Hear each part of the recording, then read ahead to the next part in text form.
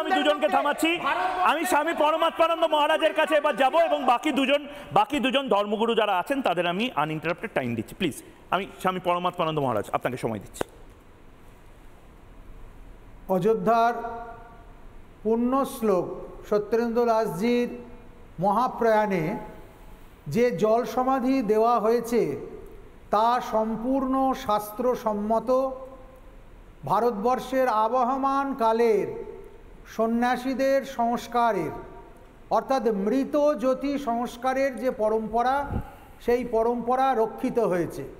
শাস্ত্রে যারা বৈষ্ণব এবং বৈদিক সন্ন্যাসী তাদের দেহত্যাগের পর দুটি বিধান খুব স্পষ্ট। একটি হচ্ছে মৃত্তিকা সমাধি, অন্যটা হচ্ছে জল সমাধি।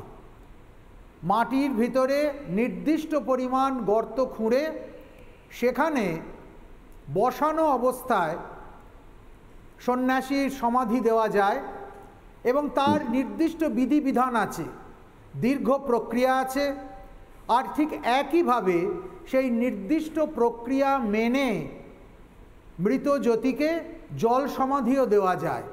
এই জল সমাধি দেবার মধ্যে যে কথাগুলো উঠছে, বিশেষ করে সতীদাহের সঙ্গে এটাকে এক করে দেওয়া হচ্ছে।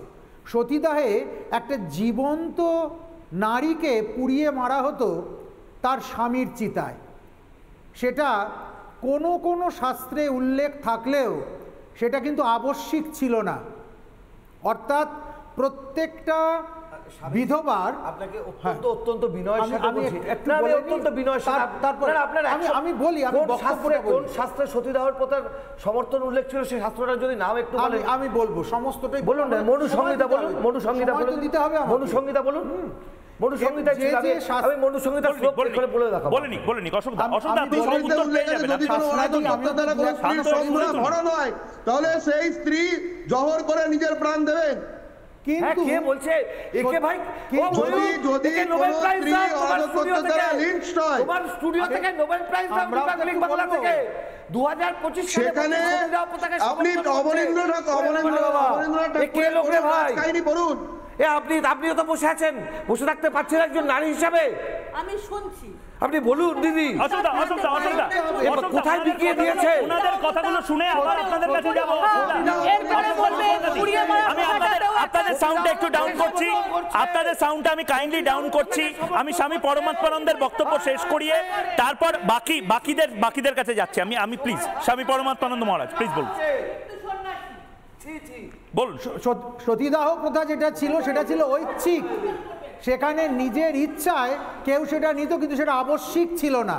যার জন্য বা মাদ্রি সতীদাহে গেলেও কিন্তু অন্যজন সতীদাহে যাননি এবং তার জন্য তাকে কেউ জোরও করেনি। অনেক পরবর্তীকালে এই সতীদাহ প্রথা সামাজিক বিবর্তনে এবং বিকৃতিতে আবশ্যিক রূপ দেওয়ার চেষ্টা হয়েছিল, যেটা কালের যাত্রায় সেটা নস্যাৎ হয়ে গেছে। এমন কোনো ছিল তাই বন্ধ হয়েছে, একটা নবজাগরণ ছিল, একটা রেনেসাঁস ছিল। সেই রেনেসাঁস আবার আসবে, সেই রেনেসাঁস আবার আসবে। ভারত আসবে রেনেসাঁ আসবে, সেই রেনেসাঁ আসবে। রাহুল গান্ধী নিয়ে আসবে রেনেসাঁ। রাহুল গান্ধী নিয়ে আসবে। রাহুল গান্ধী নিয়ে আসবে, সময় বলবে একদম নিয়ে আসবে। থাইল্যান্ড ইতালি থেকে নিয়ে আসবে। বেশ একটু বলতে দিন দাদা। অশোকদা আপনি এতক্ষণ বললেন, বাকিদের এই সৌজন্যটা দেখিয়ে বলতে দিন।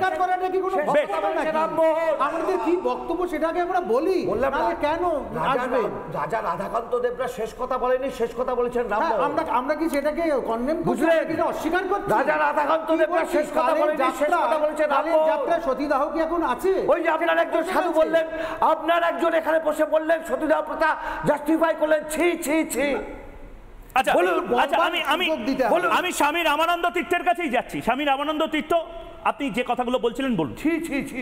আরে ছি বলে আবার ননি ফনি বলে দেবেন না। নানা ধরনের কন্টেন্ট দেখার জন্য লাইক করুন, শেয়ার করুন আমাদের ফেসবুক পেজ, সাবস্ক্রাইব করুন আমাদের ইউটিউব চ্যানেল। পাশাপাশি অন্যান্য ব্রেকিং নিউজের জন্য অবশ্যই চোখ রাখুন রিপাবলিক বাংলায়।